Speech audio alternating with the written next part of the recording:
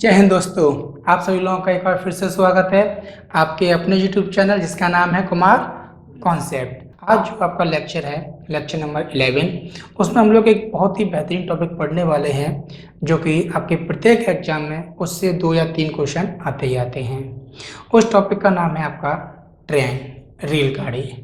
तो रेलगाड़ी वाले टॉपिक को आज हम लोग बहुत ही आसान तरीके से सीखने वाले हैं, समझने वाले हैं। आप सभी लोग सिर्फ थोड़ा ध्यान देना, बड़े से बड़े सवाल आपके चुटकियों में हो जाएंगे, लेकिन चुटकियों में होने के लिए उसके लिए हमें पहले 1 घंटा मेहनत करनी होगी, तभी वो सवाल चुटकियों में होंगे। ट्रेन में जैसा कि हम लोग जानते हैं, सबसे पहले ट्रेन में हम लोगों के पास क्या होती है भैया? एक ट्रेन की लंबाई होती है और एक ट्रेन की चाल होती है, स्पीड होती है। ये 2 चीज़ें ट्रेन में आपको मिल जाएंगी, ठीक है। तो अब सवाल बात आती है सर, सवाल की शुरुआत कहाँ से होती है? तो आपका पहला सवाल और पहला टाइप आपका ये बनता है कि आपकी जो ट्रेन है, आपको हमेशा ध्यान रखना वो ट्रेन आपकी है, आप उसके मालिक हो। आपकी जो ट्रेन है वो हमेशा किसी ना किसी को पार करेगी। तो जो आपकी ट्रेन है दोस्तों, वो किसे किसे पार करेगी? वो पार कर सकती है, एक वृक्ष को पार कर सकती है, एक आदमी को पार कर सकती है, खंबे को पार कर सकती है, या फिर किसी सुरंग को पार कर सकती है, किसी नदी के ऊपर बने हुए पुल को पार कर सकती है, या फिर एक दूसरी अन्य रेलगाड़ी को पार कर सकती है। ठीक है, तो हमें यही समझना है कि जब हमारी ट्रेन किसी को पार करती है तब क्या क्या कंडीशन होगी। तो उस कंडीशन को हम लोग 3 रूपों में समझेंगे। पहला रूप आपका होगा डिस्टेंस का, दूसरा रूप होगा स्पीड का और तीसरा होगा टाइम का। तो जरा हम लोग इस डिस्टेंस के बारे में समझ लेते हैं। तो ये पहला रूप है हमारे पास में डिस्टेंस।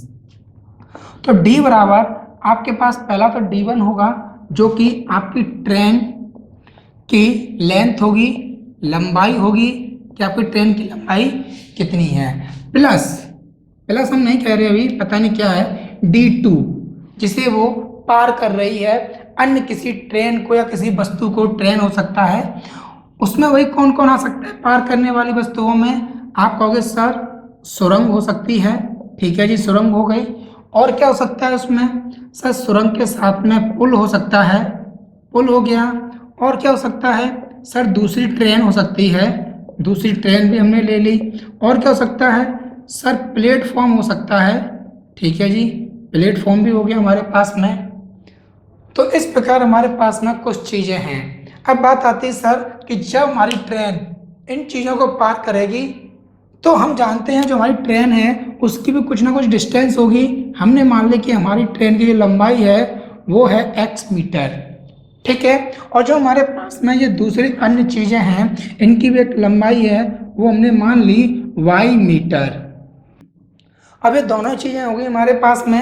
अगर हम समझते हैं कि क्या होगा भाई इनकी दूरियां जब एक दूसरे को पार करेंगी, तो देखिए दोस्तों, ये हमारे पास में एक एज ए प्लेटफॉर्म है और ये हमारी ट्रेन है। जब इसे पार करेगी तो इसे कितनी दूरी चलनी पड़ेगी हमारी ट्रेन को? जब हमारी ट्रेन इधर से आ रही है तो इधर से आते आते आते आते जब वो यहाँ पर आ जाएगी, कहाँ जाएगी? यहाँ पर। और यहाँ से उसने शुरू कर दिया इसे पार करना। तो जब इसे पार करते करते करते करते करते करते यहाँ तक आ गई, तो अभी हमारी ट्रेन ने कितनी दूरी चली है? जितनी इस प्लेटफॉर्म की दूरी है। लेकिन जैसे ये प्लेटफॉर्म से आगे बढ़ेगी, अब ये कौन सा हिस्सा चल रही है? अपने आप का, खुद को इस प्लेटफॉर्म से बाहर निकाल रही है। और जब यहाँ पर आ जाएगी तब जाके प्लेटफॉर्म पार होगा। तो इसका मतलब हमारी ट्रेन ने कितनी दूरी कवर की? यहाँ से स्टार्ट किया, यहाँ से लेकर यहाँ तक, यानी कि तो प्लेटफॉर्म की लंबाई हो गई, और फिर अपने आप की खुद की, अब जाके पार हुआ है। तो जब भी हमारी ट्रेन किसी प्लेटफॉर्म को या सुरंग को पार करेगी तो उसे कुल दूरी कितनी चलनी पड़ेगी? अपनी लंबाई प्लस उस प्लेटफॉर्म की लंबाई, ठीक है। इसमें डायरेक्शन चाहे इधर से हो या इधर से हो, कुछ फर्क नहीं पड़ने वाला। क्लियर हो गया? अब आप कहोगे सर ठीक है, लेकिन यदि जब 2 ट्रेनें होती हैं, जब 2 ट्रेनें आपस में एक दूसरे को पार करती हैं, तब उनकी लंबाई जुड़ेगी या माइनस होगी?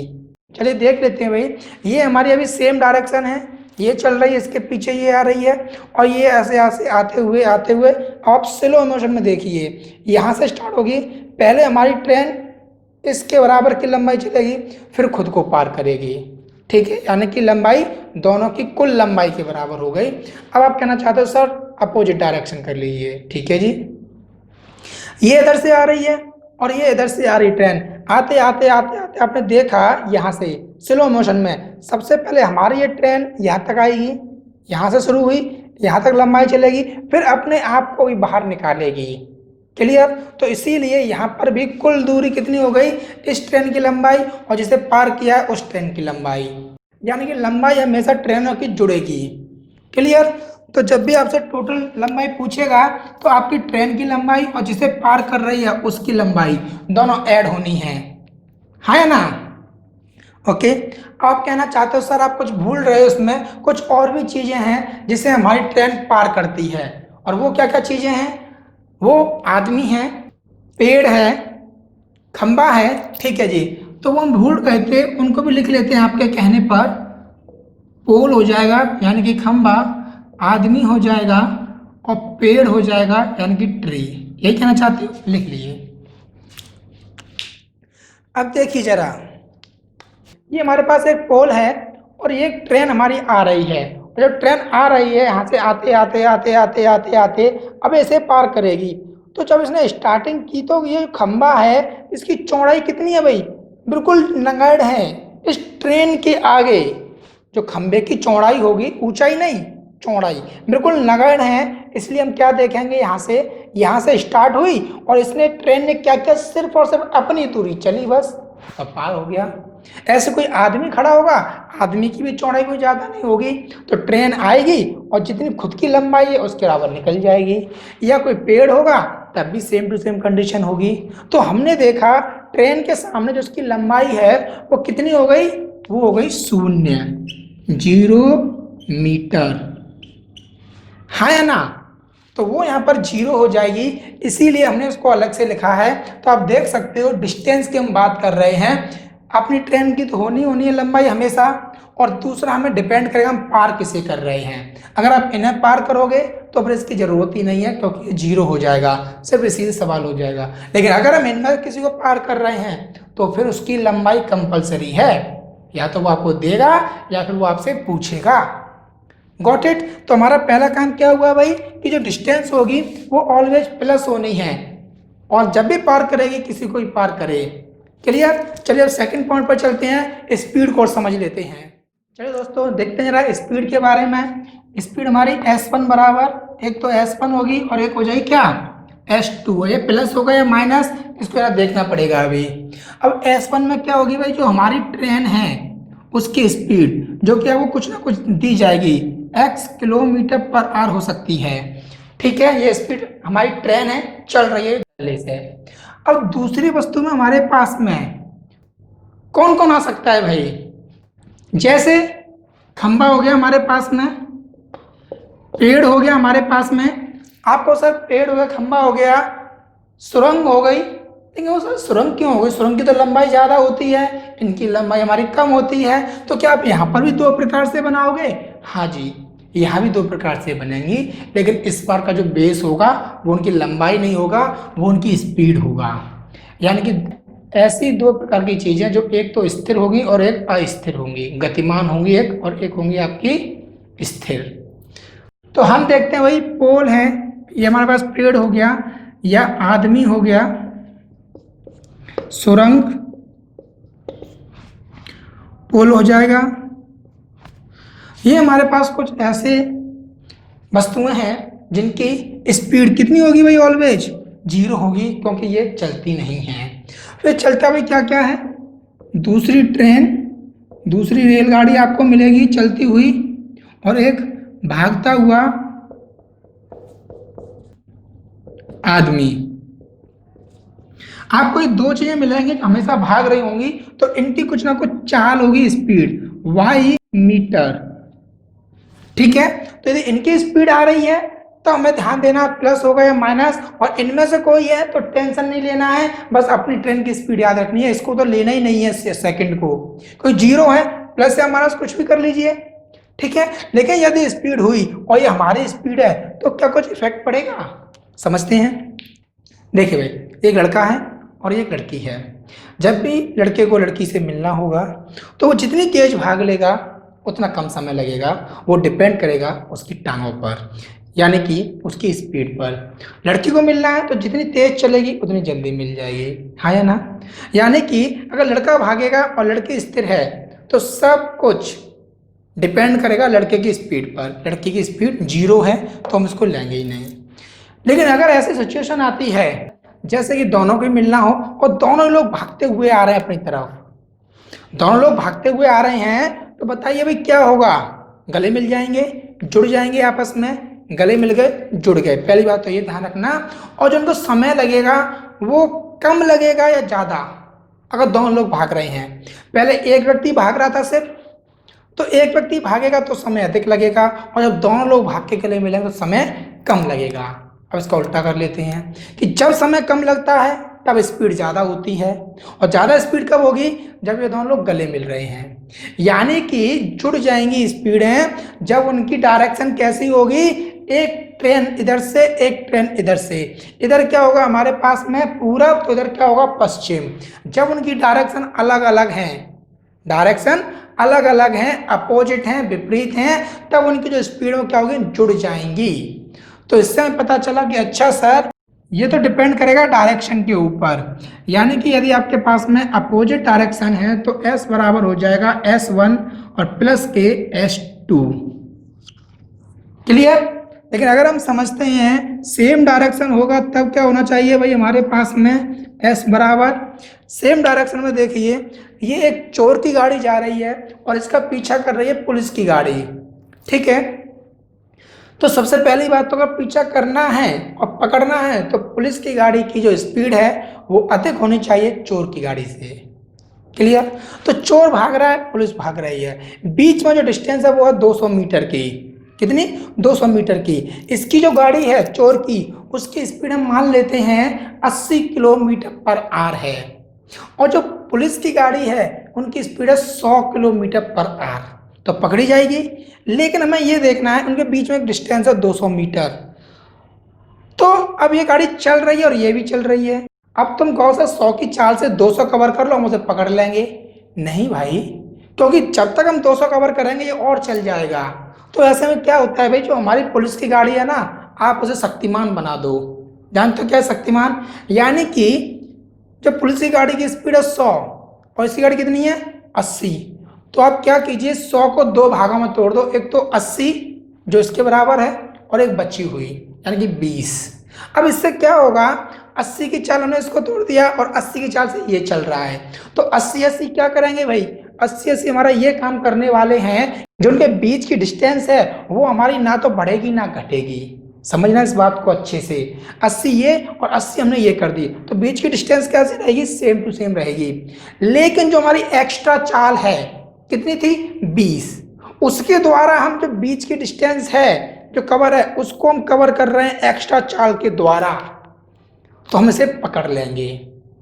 तो यानी कि जब वो इसे पीछा करेगी तो एक्स्ट्रा चाल चाहिए, और एक्स्ट्रा चाल कैसे आती है? माइनस करने पर। तो यहां से पता चला यदि सेम डायरेक्शन होगी तो माइनस हो जाएगा S1 माइनस के S2। Got it? तो ये हमारे पास में स्पीड में लॉजिक लगने वाला है। और बच्चा टाइम तो आपसे हमेशा पूछा जाएगा, टाइम कुछ अलग से नहीं होगा, वो सिर्फ सिंगल ही रहेगा। टाइम पूछेगा हमारी ट्रेन ने किसी दूसरी वस्तु को कितने समय में पार कर दिया, तो वो सिंगल रहेगा, उसमें टेंशन नहीं है। समझ में आ गया कॉन्सेप्ट? अगर समझ में आ गया तो देखते हैं क्वेश्चंस आप कितने कर सकते हो। चलिए स्टार्ट करते हैं हम लोग क्वेश्चन नंबर 1। हाँ जी दोस्तों, स्टार्ट करते हैं हम लोग क्वेश्चन नंबर 1। और देखिए ये रहा आपका क्वेश्चन पहला। क्या कह रहा है आपसे? एक रेलगाड़ी जो 180 किलोमीटर प्रति घंटे की रफ्तार से दौड़ रही है, ठीक है जी, एक खंबे को 1 मिनट में पार कर देती है। तो सबसे पहले आपने कहा D1, क्योंकि हमारी ट्रेन है, हमारी ट्रेन में ये 2 चीज़ें तो होनी हैं, तो वो पार करेगी। तो आप D1 S1 लिख लीजिए। हमारी ट्रेन की लंबाई की बात की नहीं गई है, लेकिन उसने स्पीड दे दी है 180 किलोमीटर प्रति घंटे की चाल से दौड़ रही है हमारी ट्रेन। अब देखते हैं पार किसे कर रही है? एक खंबे को। जब खंबे को पार करेगी तो खंबे की लंबाई क्या बताई थी आपको? 0, और खंबे की चाल हमने आपको क्या बताई थी? 0। ठीक है, और कितने समय में पार कर रही है भाई? आपको खंबे को कह रहा है कि खंबे को पार करती है 1 मिनट में, यानी कि 1 मिनट। ये आपको डेटा दिया गया है। अब से पूछा क्या जा रहा होगा भाई? ये ट्रेन की लंबाई क्या होगी? तो ये आपका पहला सवाल है। जैसे आप प्रैक्टिस कर लोगे आपके माइंड में आ जाएगी इसे लिखना है कि नहीं, लेकिन अभी शुरुआत है तो लिखते हैं भाई।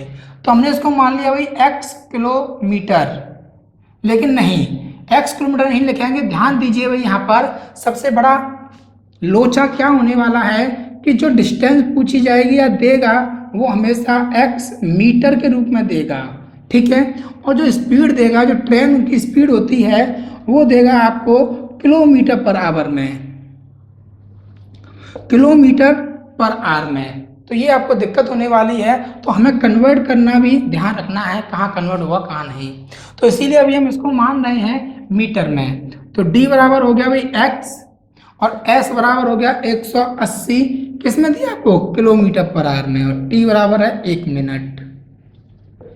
तो जब आप इसे कन्वर्ट करोगे ये तो आप ऐसे ही रहने दीजिए, s बराबर 180 गुणा, अब याद कीजिए 5/18 होगा या 18/5 होगा, तो ये हमें किलोमीटर में दिया है, हमें जाना कहाँ है छोटे की तरफ, मीटर पर सेकंड की तरफ। और छोटे की तरफ जाना तो लेने कौन आएगा भाई, छोटा वाला भाई ऊपर, बड़ा वाला भाई को फिर नीचे।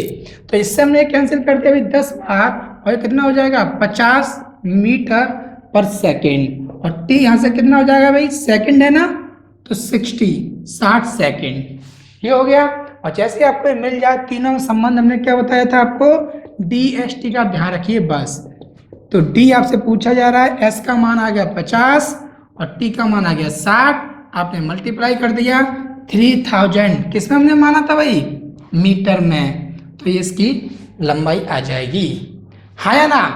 तो इस प्रकार हमारे सवाल होने वाले हैं, इसे नोट कर लीजिए। और हम चलते अपने क्वेश्चन नंबर 2 की ओर। तो चलिए दोस्तों हम लोग देखते हैं क्वेश्चन नंबर 2 में क्या दिया जा रहा है। एक 180 मीटर लंबी रेलगाड़ी एक निश्चित चाल से चलते हुए एक सिंगल खंभे को 9 सेकंड में पार कर जाती है। डी बराबर है 180 मीटर है, स्पीड की कोई बात नहीं चल रही है, और टाइम दे रहा भी 9 सेकंड में पार कर जाती है, ठीक है। तो ये 1 हो जाएगा, लेकिन किसे पार किया है, एक सिग्नल खंबे को। तो आप चाहो तो लिख दीजिए और चाहो तो मत लिखिए, क्योंकि हम समझ चुके हैं चाल पूछी जा रही है, आपने मान लिया x किलोमीटर पर आवर में आपको ज्ञात करनी है, ठीक है। तो जरा वैल्यू पुट कीजिए भाई आप। d बराबर 180 मीटर है हमारे पास में, और टाइम है हमारे पास में 9 सेकंड, स्पीड आपको फाइंड करनी है। तो क्या हो जाता है भाई, स्पीड बराबर d/t, d की वैल्यू 180 है और ये है 9, तो कितना है 20, लेकिन 20 किस में आएगा, ये आपको ध्यान देना है भाई, ये किस में है, मीटर में है और ये सेकंड में है, यानी कि मीटर पर सेकंड। और ध्यान रखना ट्रेन की जो स्पीड है वो हमेशा किलोमीटर पर आवर में फाइंड करनी है। तो 20 गुणा क्या बताया था भाई, इस बार हम छोटे से कहाँ जाना है, हमें जाना किलोमीटर पर आवर में, ऐसा बड़ा आया लेने भाई। तो 18/5, तो इससे ये 4 बार, यानी कि हो गया हमारे पास में 72 किलोमीटर पर आवर उसकी स्पीड हो जाएगी, हाँ या ना, समझ में आ रहा है। अभी आपको लग रहा होगा कि सर हमें D2 और S2 क्यों लगा रहे हैं, हम तो इन्हें डायरेक्ट कर सकते हैं, इसी बेस पर सवाल हो रहे हैं, इनकी जरूरत नहीं है, सही बात है। लेकिन प्यारे बच्चों आगे हमें इसका फायदा मिलने वाला है, इसीलिए भी सिर्फ 2 मिनट तक अपने माइंड को शांत रखना है, ठीक है। चलिए अगले सवाल की ओर। चलिए दोस्तों क्वेश्चन नंबर 3 देखिए, कह रहे हैं हमसे 54 किलोमीटर प्रति घंटे की चाल से चल रही एक ट्रेन 250 मीटर लंबे प्लेटफॉर्म को पार करती है। बहुत बढ़िया, यानी कि एक हमारी ट्रेन है और उसकी स्पीड कितनी दिया है, 54 किलोमीटर पर आवर। पार किसे कर रही है इस बार, प्लेटफॉर्म को, यानी कि D2 कितना है 250 मीटर। क्या प्लेटफॉर्म की स्पीड होगी, है ना, नहीं होगी, प्लेटफॉर्म चलता नहीं है, स्थिर रहता है। और कितने समय में पार कर रही है, कह रहा है आपसे कि उसे पार करने में 30 सेकंड का समय लगता है भाई, 30 सेकंड, है ना। तो आपसे डी पूछा जा रहा है भाई, हमने मान लिया x मीटर में। अब देखिए भाई जितनी जल्दी आप इसको ऐड कर दोगे x प्लस 250 हो जाएगा कि नहीं, और s बराबर 54 किलोमीटर पर आवर है, हम इसे कन्वर्ट कर देंगे कितने से, 5/18 से, तो मीटर पर आवर सेकंड हो गया आएगा। लेकिन आप ध्यान दे सकते हो, जब भी आपको 54 मिले, 36 मिले, यानी कि जो 18 के पहाड़े में आती हैं, तो समझ जाना कि 18 नीचे आने वाला है और 54 से 18 या कोई भी संख्या वो कट जाएगी, ठीक है ना। और सेकंड आपको दिया ही जा रहा है भाई, सेकंड के बारे में क्या लिखना, 30 सेकंड सेम टू सेम है, इससे कट गया 3 बार, तो अभी ऊपर क्या आ जाएगा हमारे पास में 15, ठीक है। तो स्पीड आ गई 15 मीटर पर सेकेंड। अब यहाँ से देखेंगे भाई DST, तो D हमें कितनी दी जा रही है भाई, हमारे पास में x प्लस के 250 हैं और स्पीड कितनी है हमारे पास में 15 है और टाइम कितना है 30 है, तो x प्लस के 250 इक्वल टू 450, तो s इक्वल टू आ जाएगा 200 मीटर।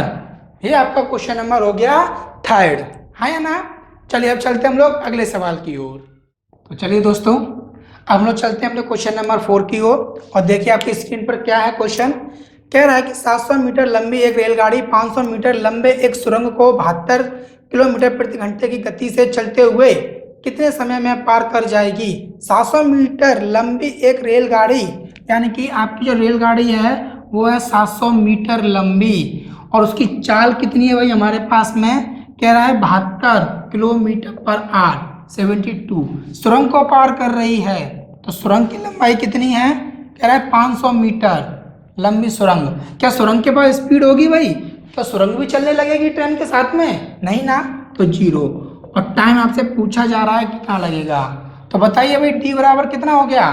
अब इसे डायरेक्ट भी कर सकते हो ना, अभी करते हैं डायरेक्ट। इससे आपने देखा सर ये तो हो गया 1200 मीटर और स्पीड होगी 72 इंटू मीटर है, चेंज कर दो तुरंत 5/18 मीटर पर सेकंड में, टाइम ज्ञात करना है।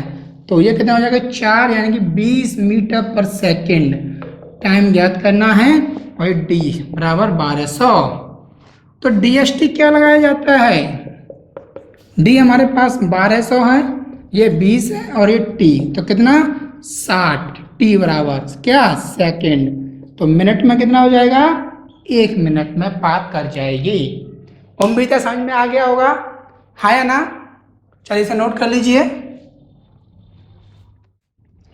चलिए दोस्तों क्वेश्चन नंबर 5 देखते हैं, थोड़ा स्पेशल है। दो रेलगाड़ियां जिनकी लंबाई 400 मीटर और 600 मीटर है, यानी कि एक तो D1 और दूसरी D2, 400 मीटर और 600 मीटर है, तो टोटल D बराबर 1000 मीटर हमें मिल गया, हमेशा प्लस होती हैं। जरा स्पीड के बारे में देखते हैं क्या कह रहा है आपसे। कह रहा है क्रमशः 52 किलोमीटर पर आवर और 38 kilometre, 52 kilometre per hour and 38 kilometre per hour की स्पीड से विपरीत दिशाओं में जा रही हैं। तो डायरेक्शन लिखना बहुत जरूरी है, अपोजिट डायरेक्शन में जा रही हैं तो उन्हें कितना समय लगेगा, ठीक है। तो ये तो क्लियर हो गया। एस क्या होगी भाई, अगर अपोजिट डायरेक्शन होता है तो बताया था ना प्लस, तो प्लस करोगे तो जाएगा 90 क्या किलोमीटर पर आवर और कन्वर्ट करने के लिए 5/80 मीटर पर सेकंड में हो गया भाई, और T बराबर प्रश्नवाचक, इससे कितने बार 5 बार, तो S बराबर कितना आ गया 25 मीटर पर सेकंड, हाँ या ना। तो लगा दिए DST, D बराबर है 1000, S बराबर 25, T बराबर T, तो कितने बार 25 चौक 100 और 1 0, 40 सेकंड का टाइम लगेगा। आप समझ में आ रहा है। अब आप समझोगे यहाँ से कॉन्सेप्ट का असर, अब आपको दिखेगा कि हाँ सर बड़े बड़े सवाल जो हैं उन्हें हम बड़े ही आसानी से कर रहे हैं, एकदम हलवा लफ्ज़ ही लग रहे हैं। क्लियर।